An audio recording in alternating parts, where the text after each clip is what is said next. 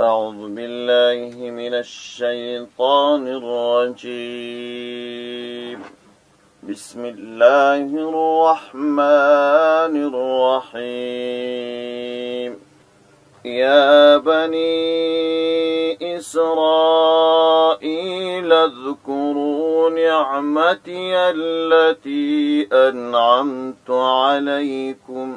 أنعمت عليكم وأني فضلتكم على العالمين واتقوا يوما لا تجزي نفس عن نفس شيئا ولا يقبل منها شفاعة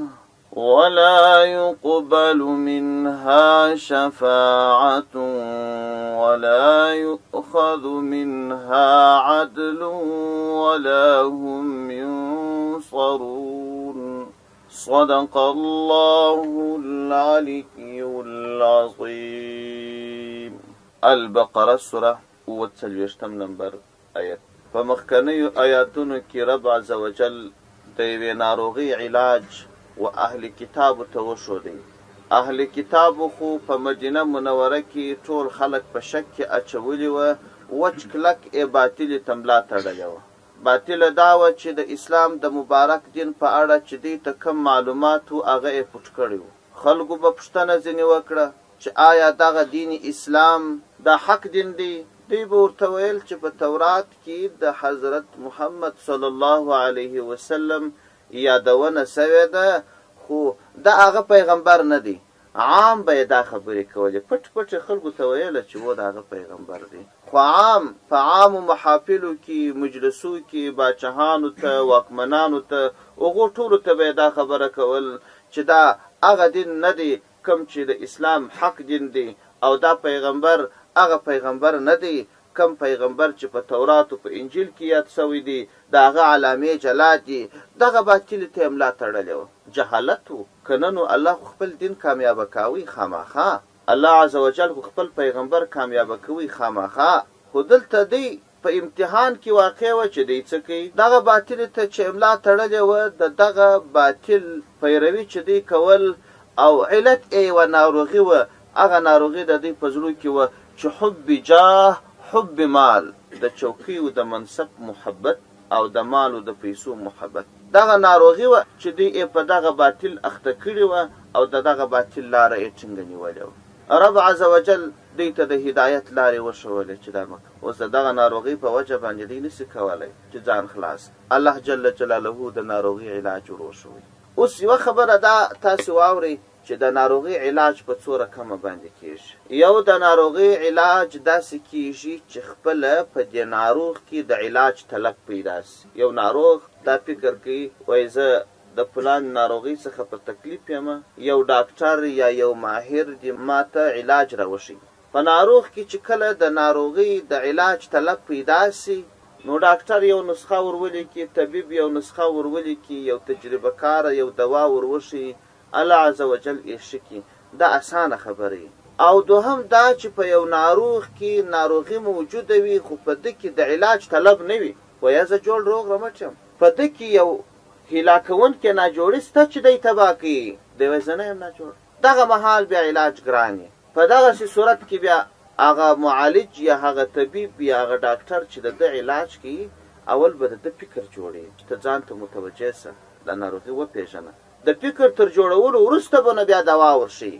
الله جل جلاله په تیرو آیاتو کې داسې نسخه دې ته وښول چې په دې کې د علاج طلب پیدا سي، او دا نسخه په کار واچوي، نو بیا به دا ناروغي ښه سي.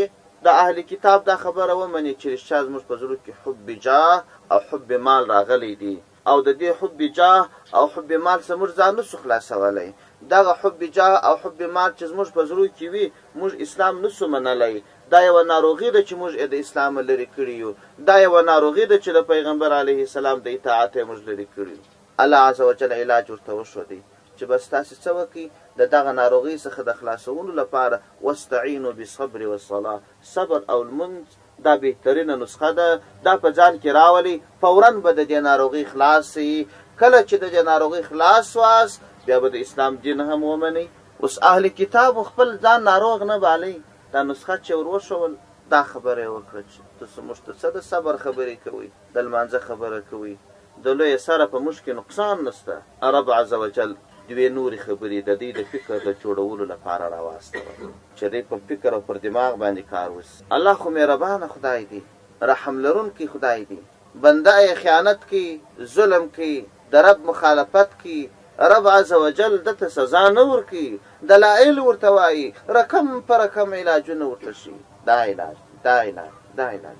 دا د لوی رب عز وجل رحم دی. که نه نو دا اعلان به ورته کړی وای چې دا دین دی، که منئ ومنئ، که نه هغه سزا ده. خلاص رب عز وجل څومره مهربانه خدای دی. یو وار هغه مخکې دلایل دلایل دلایل هغه ټول خلاص، بیا هغه اصلي علت پیدا کوي چې د کوم علت په وجه باندې دی حق ته شا ګرځولې ده، د هغه علت علاج یې ور وښوي. بیا دې بدبختانو ځان ناروغان نه بلل، هغه علاج یې نه کوي.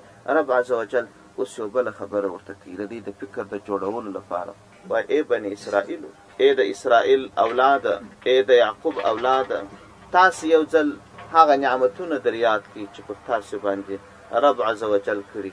ستاسې پلرونه، ستاسو نیکونه یوه پیړۍ مخکې یا دوې پیړۍ مخکې یا 5 پیړۍ مخکې تر کومو کړاوونو تیر سوي دي او الله جل جلاله څومره نعمتونه ورکړي. یوه په اجمالي شکل الله جل جلاله یاد کړي. وایي آیا تاسې په لکونو نفر واست، پر تاسو باندې یو ظالم باچا مسلط و، ستاسې نارینه اولادونه یې ټول تر تیغ تېرول، ستاسو لوڼې یې پرېښولې او تاسو یې ټول غلامان ګرځولي واست، ستاسو ښځې یې ټولې مینځانې ګرځولې وې. الله جل جلاله د دومرې بدماش او دومرې ظالم او دومرې بې جوړې باچا څخه خلاص کړلاست، او بیا په بحر قلزم کې الله عز وجل په خپل قدرت سره څه درته جوړې کړلې، دریاب یې درته ودراوی، او بیا دغه زورور باچا سره د بې شمېره لښکر په دغه دریاب کې الله غرق پر وچ دشت باندې وریځ در باندې ودرول، سایه یې کول. په وچ دشت کې د اسمانه څخه تاسو ته خواړه من و سلوا مکرمه د یوې ډبرې څخه 12 چینې درته راویست. ځنو دا نعمتونه جاري وه تر داسې اندازې پورې. ای د اسرائیل اولاده، ای د یعقوب اولاده، تاسې دومره مشهور سواست چې په ټوله دنیا کې د ټولې دنیا خلکو پیژندلاست چې دا هغه قوم دی چې الله انبیا پکښې لېږدولي دي، دا هغه قوم دی چې الله عز وجل په خپل قدرت باندې د اسمانه خواړه ورته مقرر کړي دي، او دا هغه قوم دی چې د پیغمبرانو نسل پر نسل اولادونه دي. د ټولې دنیا تاسو ته د قدر په سترګه کتل. آیا دا چې تاسو ته الله عزت درکړي په ټوله دنیا کې، هغه الله پر دې قادر نه دی چې دا عزت بېرته ستاسو څخه واخلي چې اوس تاسو په عزت پورې مښتي یاست، د اسلام دین نه منئ، دومره ستر عزت چې یې درکړي؟ آیا هغه رب چې تاسو د دومرې زورورو باچاهانو څخه خلاص کړلاست، اوس تاسو په یو کوچني کوچني واکمنانو پورې مښتي یاست، د هغو اطاعت کوئ؟ آیا هغه الله پر دې قادر نه دی چې دغه واکمنان پر تاسو مسلط؟ آیا هغه الله تاسو ته د غیبه څخه خواړه مقرر کړل، تاسو ته د غیبه څخه څښاک مقرر کړي؟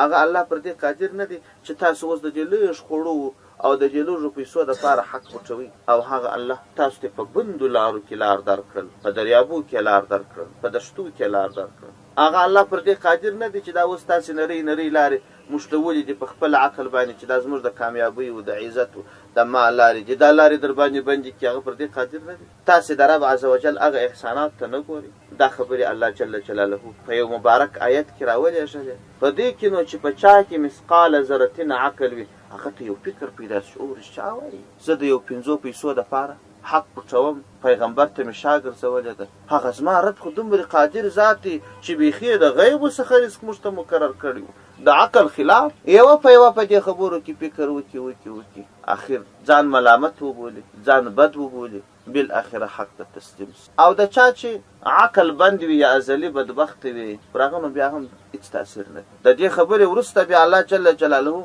په یو بل آیت کریمه کې یو بل حالت ورته راواستوي. و انسانانو تاسې وګورئ، د دنیا ژوند اتمن تیریدونکی او ژر تیریدونکی. په دنیا کې که نوح علیه السلام 1000 کاله عمر کړی دی، او په دنیا کې که سلیمان علیه السلام د ټولې دنیا باچهي کړې ده، او په دنیا کې که سلطان ذوالقرنین باچهي کړې ده، او په دنیا کې که تر ټول بشریت بهترین انسان حضرت محمد صلی الله علیه وسلم ژوند کړی دی، نه افضل ترین انسان د ټول بشریت ژوندی پاتې سوی دی، نه په دنیا کې تر ټولو مالدار ترین انسان ژوندی پاتې سوی دی، نه په دنیا کې تر ټولو ستر واکمن پاتې سوی دی. دنیا د فنا ځای دی، د بقا ځای نه، او هلته یو بله ورځ راځي چې هغه د بقا ځای، چې د آخرت ورځ. اوس تاسو دې خبرې ته فکر وکړئ چې تاسې پر دې مال ولې مشتي یاست، پر دې چوکۍ ولې مشتي یاست؟ په دې وجه مشتي یاست چې هوسا ژوند وکړئ او د دنیا نعمتونه په پیسو رانیسئ، او چوکۍ مو په لاس کې که څه مشکل درته پېښ سي، د دې خپل واک او صلاحیت څخه به ګټه واخلئ،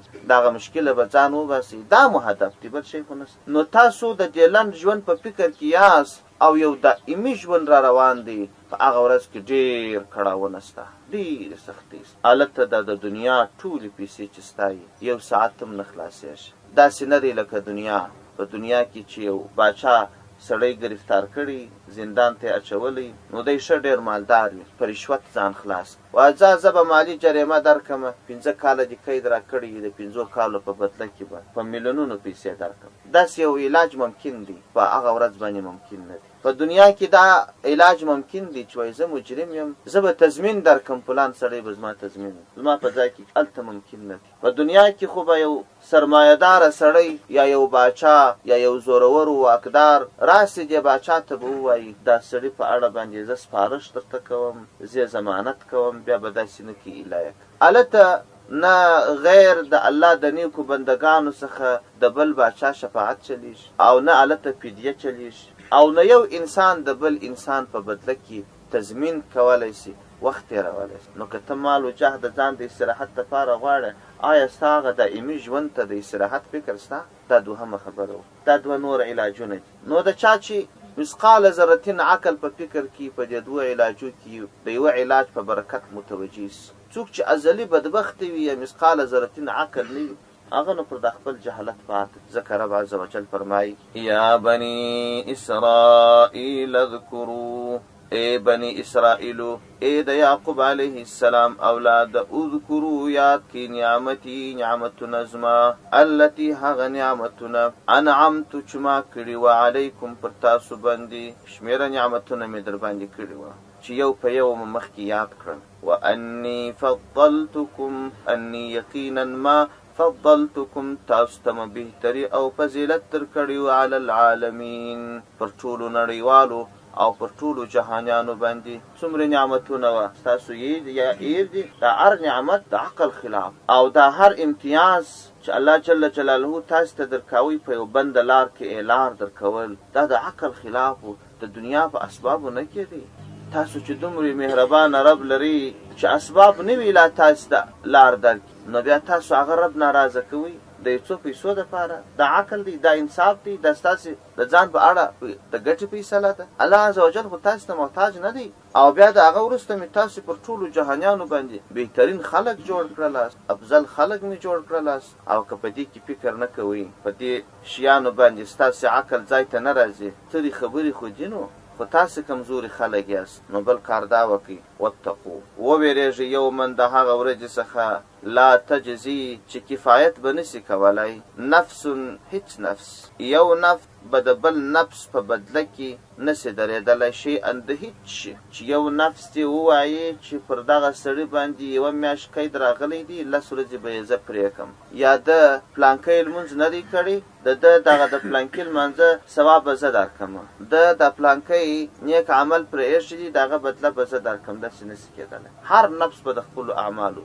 جواب وایي. هیڅ نفس د بل نفس نه د سزا بدله تېرولی سي او نه د نیکو اعمالو بدله ورکولی سي. هر سړی به خپل حساب وکړي. ولا يقبل، او نه به قبلیږي منها د دې نفس څخه شفاعت غیر د الله د خوښو انسانانو څخه چې دی په دنیا کې دا باطل بوتان یا باطل باچهان دا را پیش کی او الله ته وړاندې کی چې دا جزما شفاعت وکړي، د دې شفاعت الله نه قبلوي. ولا يؤخذ، او نه اخیستل کیږي من هذا د نفس څخه عدل یو څه برابر پیسې چې د ده څخه د پیسې واخیستل سي او دی دې خوشي کړل سي. په دنیا کې د مالونه راجمع کړي دي وایي ځه دغه مال به ورکړمه کندې خدای دا به فدیه سي. ولا یؤخذ منها عدل، هیڅ فدیه به د دوی سوا نه اخیستل سي. د هر څه پیسې دي هلته به بابیز وي، څوک په توجه نه ورته. او ولا نه به وي هم دوی ینصرون چې نصرت یې وکړل سي، مدد یې وکړل. هېڅ نصرت و مدد به یې نه کول، بلکې یوازې او یوازې به د لوی رب عز وجل په دربار کې سرچیټې وي د الله د لورې چې څه فیصله پر دوی باندې کېږي، که د کامیابۍ وي که د کمترۍ، بس هغه فیصله به وي. سبحان ربک رب العزة عما یصفون، سلام علی المرسلین والحمد لله رب العالمین.